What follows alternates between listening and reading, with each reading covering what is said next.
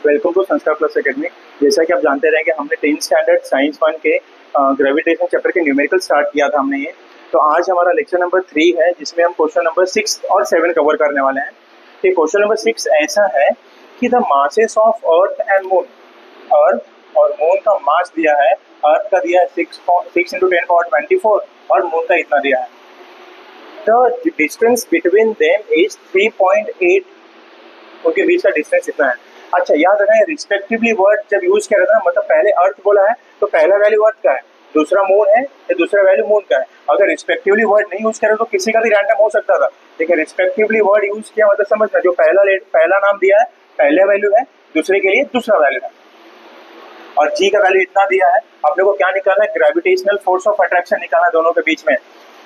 आपको मैं डायग्राम से बताने का ट्राई करता हूँ। सपोज ये अर्थ है, अर्थ का मास कैपिटल एम, ये मून है, मून का मास स्मॉल एम। इसके सेंटर से यहाँ पे क्या है, कुछ तो डिस्टेंस रहेगा, तो डिस्टेंस को लो आप टी। अब इनके बीच में क्या होगा, दोनों के बीच में फोर्स अप्लाई होता रहता है। उसी फोर्स को क्या बोलते हैं? Gravitational force. क्या बोलते हैं? Gravitational force. वही अपने को निकालना है। और हमने पढ़ा है ग्रेविटेशनल फोर्स का फॉर्मूला क्या होता है? F is equal to capital G capital M small m upon D का स्क्वायर।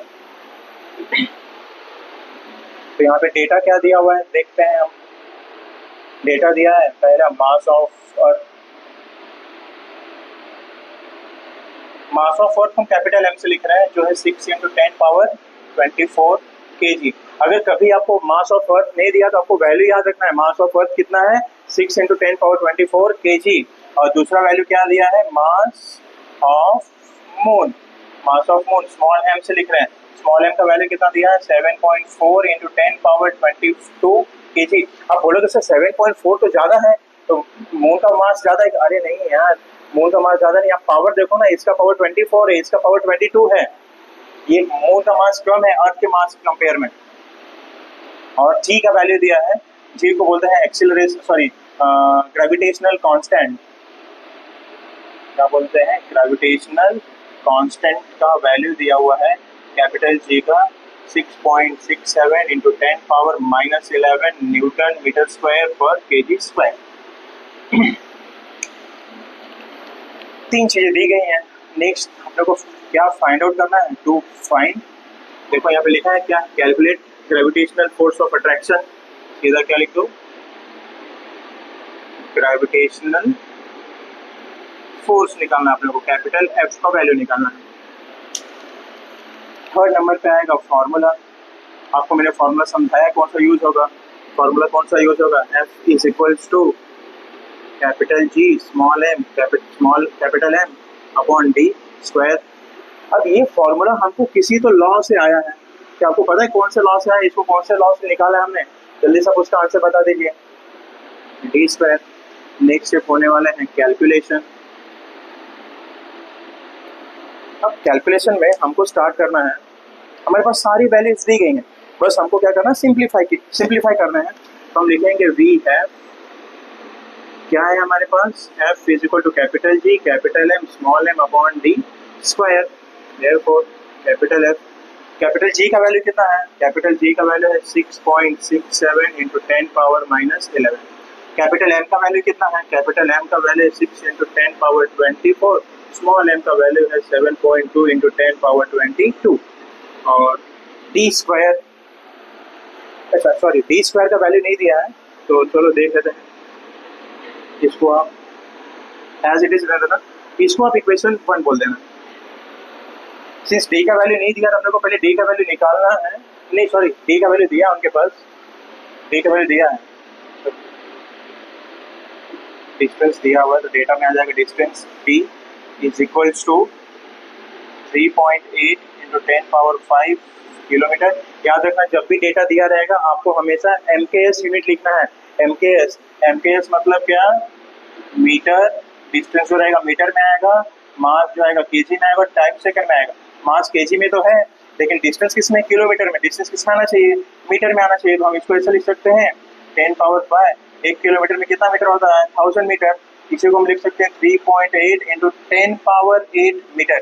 10 power 3 हो जाएगा ना, 10 power 3 10 power 5 कितना होता है? 10 power 8 होता है। तो हम डिस्टेंस की जगह पे डायरेक्ट वैल्यू लिख सकते हैं 3.8 into 10 power 8। आप बॉक्स मत बनाओ फिर।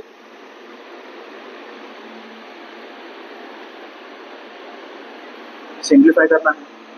अब सिंप्लीफाई करना है मतलब क्या करना है, सारे डेसिमल्स को एक साइड में लेके आ जाओ आप। जब सारे डेसिमल्स को एक साथ में लेके आ, अच्छा इसका स्क्वायर रहेगा क्या, डी का स्क्वायर है, ये हो जाएगा 6.67 इंटू 6 इंटू 7.2 इंटू 10⁻−11। पहले देखो ये 22 24 और 22 कितना होगा ये 46।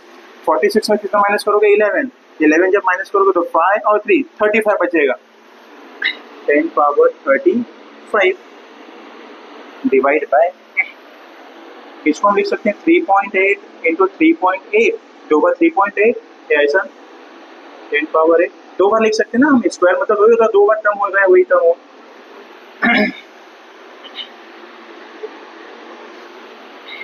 अब इसी को क्या करना है, ये पावर ऊपर जाएगा ये, तो यहाँ पे बचेगा, मैं यहाँ पे लिख देता हूँ, मैं यहाँ से स्टार्ट करता हूँ। therefore f is equal to क्या हो जाएगा 6.67 इंटू 6 इंटू 7.2 इंटू 10⁻35 और नीचे आ जाएगा 3.8 इंटू 3.8 इंटू 8 और 8 कितना हो जाएगा 16, 10⁻16।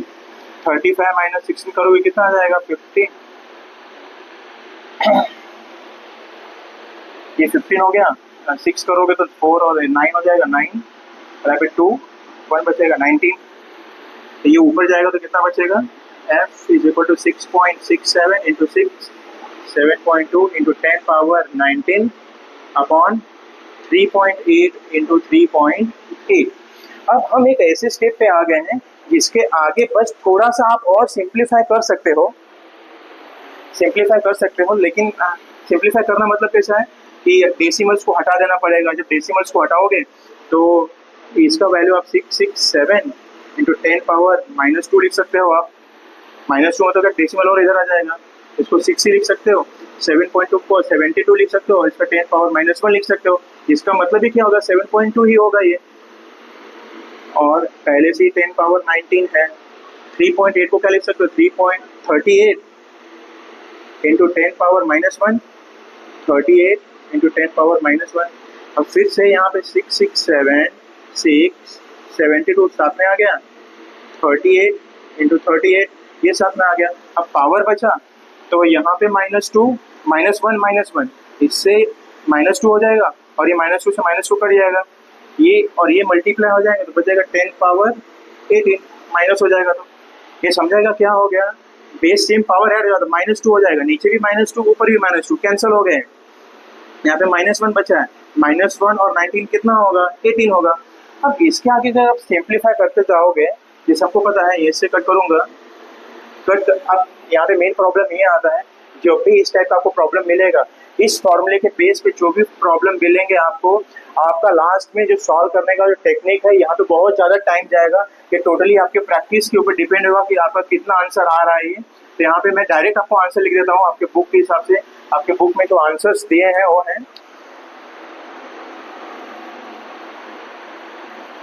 2 इंटू 10⁻20 न्यूटन, 2 इंटू 10⁻20 न्यूटन, ये डायरेक्टली आंसर दिए हैं। अगर देखो इसको आप 2 से कट कर सकते हो, लास्ट में 2 इसको कट कर दो, 2 3 जा 6, 2 1 जा 2, 2 9 जा 18। फिर से इसको कट कर सकते हैं, 2 1 जा 2, 2 9 जा 18, 2 3 जा 6 बचा 1, 2 6 जा 12। तो कैसे मल्टीप्लाई करना ये सब करने में आप सिंप्लीफिकेशन भी कर लोगे, लेकिन हाँ एक ये जो क्वेश्चंस हैं ये सेम क्वेश्चंस आपको मिलते हैं 11th स्टैंडर्ड में जब आप ग्रेविटेशन पढ़ते हो। 11th स्टैंडर्ड में प्रॉब्लम सॉल्व करने का आपको लॉग टेबल यूज होता है। ये पर्टिकुलर प्रॉब्लम इस फॉर्मेट में है कि इसको आपको लॉग टेबल से सॉल्व करना पड़ेगा, मैनुअली आप सॉल्व करने जाओगे it takes lot of time और कंप्लीट भी नहीं हो पाएगा ये। याद रखना, आप ना 11th में जाओगे तो एक लॉग टेबल का एक कंसेप्ट आता है, लॉग टेबल यूज करके हमको प्रॉब्लम सॉल्व करना रहता है। तो ये अपना एफ आ गया। अगर हाँ सर आपने तो बुक में से आंसर देख के लिख लिया, हम कैसे लिखेंगे, अगर आप सिंप्लीफाई नहीं कर पा रहे हो ये पे आप अपना आंसर छोड़ दीजिए, ब्रैकेट बना दीजिए, मिल जाएंगे आपको मार्क्स। तो आंसर क्या हो जाएगा, आंसर क्या निकला, द ग्रेविटेशनल फोर्स, लिखोगे the gravitational force of attraction between earth and moon is 2 into 10⁻20 Newton. ये आपका फाइनल आंसर है। हाँ, इसमें से मैं आपको एक क्वेश्चन बता देता हूँ, मैं ट्रिक बता देता हूँ थोड़ा। आपने एक क्वेश्चन याद रखना, आपको ये क्वेश्चन एमसीक्यू में पूछ सकता है। आप बोलोगे सर कैसे एमसीक्यू में सॉल्व करेंगे?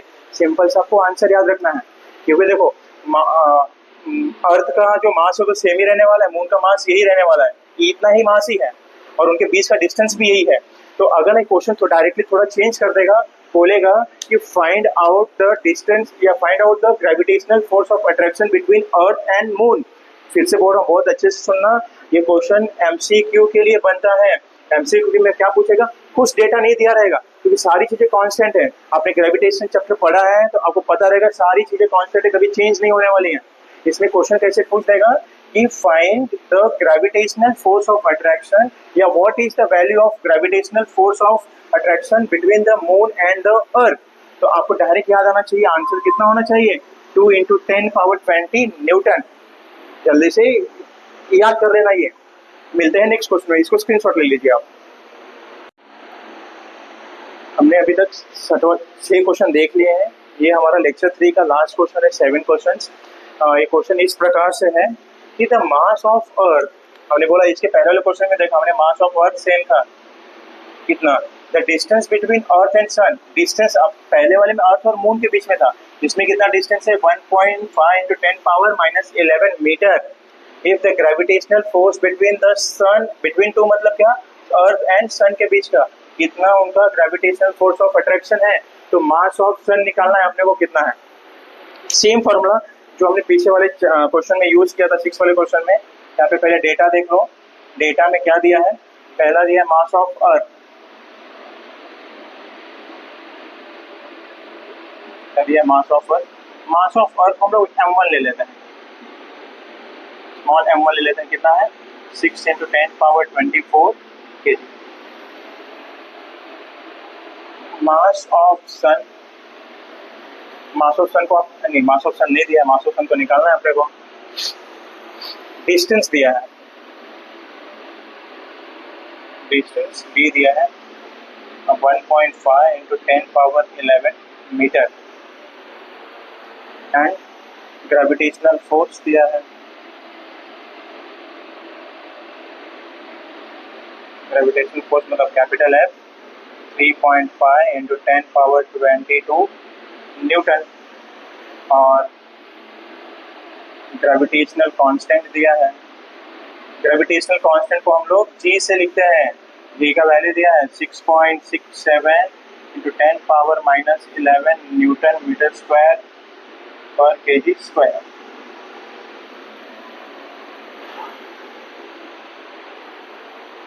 और हम अगला जो स्टेप है वो हम लिखेंगे टू फाइंड। फाइंड में क्या करना है अपने को, क्या फाइंड आउट करना है, what is mass of sun, mass of sun निकालना है। मास ऑफ सन को हम लोग m2 ले लेते हैं। आप me भी लिख सकते हो, ms भी लिख सकते हो सन के लिए, लेकिन मैं 1 और 2 प्रेफर कर रहा हूँ। मैं आपको जैसा आप भी लिख सकते हो, आप me लिख सकते हो, आप ms भी लिख सकते हो। नेक्स्ट है हमारा फॉर्मूला। फॉर्मूला कैसे बनेगा, F is equal to G m1 m2 upon d square. आपने फॉर्मूला भी देखा है आपके बुक में है। नेक्स्ट है कैलकुलेशन। कैलकुलेशन हमने बोला सबसे पहले आप क्या लिखोगे, वी हैव, और आपके पास जो भी फॉर्मूला है वो फॉर्मूला आप लिख दोगे, F is equal to G m1 m2 upon d square. अब अपने पास f का वैल्यू है, हमारे पास f का वैल्यू कितना है 3.5 इंटू 10⁻22। g का वैल्यू कितना है, g का वैल्यू है 6.67 इंटू 10⁻−11। m1 का वैल्यू कितना है 6 इंटू 10⁻24, और m2 का वैल्यू तो अपने को निकालना है, अरे m2 का वैल्यू अपने को निकालना है ना, फाइंड आउट करना है। d स्क्वायर, डिस्टेंस कितना है दोनों के बीच में 1.5 इंटू 10⁻11 का स्क्वायर। अब आप क्या करना है, m2 को यहीं पर रहना, तो बाकी सारे टर्म को एक साइड में लेके आओ, तो कैसे बन जाएगा, m2 is equal to 3.5 into 10⁻22। ये जब डिवाइड में इधर आएगा तो मल्टीप्लाई में आएगा, मल्टीप्लाई में आएगा तो मैं इसको ऐसे लिख सकता हूँ 1 पॉइंट स्क्वायर है तो 2 टाइम लिख दूंगा 1.5 into 1.5 into 10 power 11 into 10 power 11। ये पूरा हो गया स्क्वायर वाला वैल्यू हो गया यहाँ पे। अब ये दोनों मल्टीप्लाई यहाँ में इस साइड न्यूमरेटर में इस साइड आएंगे तो डिनोमिनेटर में हो जाएंगे। तो 6.67 इंटू 10 पावर -11 और 6 इंटू 10 पावर 24। अब क्या करना है, आप सीधा पावर वाले टर्म को एक साइड में ले लो। जब आप पावर वाले टर्म को एक साइड में लेंगे तो आपका आंसर बन जाएगा m2 is equal to 3.5 into 1.5 into ऊपर क्या बनेगा 11 22 और 22 कितना बनेगा 44। 6.67 इंटू 6 -11 और 24 -11 और 24 कितना बचेगा 3 और 1 13 बचेगा। 24 -11 करोगे तो कितना बचेगा 13 बचेगा। अब इसी को और भी सिंप्लीफाई कर सकते हो।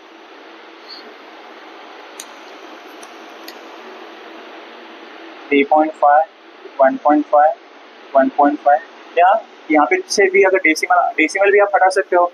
जब डेसिमल हटाओगे तो 35 into 10 power -1 15 into 10 power -1 15 into 10 power -1 और 10 पावर 44 तो पहले से ही है। यहाँ पे नीचे क्या लिख सकते हो 67 डेसिमल 2 डिजिट आगे लेके जा रहा हूँ तो 10 पावर -2 कर दोगे। याद रखना डेसिमल जब आप राइट में लेके जाओगे तो पावर माइनस होता है। Into 6 into 10 power 13। इसको आप और सॉल्व करोगे तो 35 15 इंटू 15 -1 -3 44 -3 कितना होगा 41 और ये कितना होगा 667 इंटू 6 और -2 और 13 कितना होगा 10 पावर 11 और भी हो जाएगा।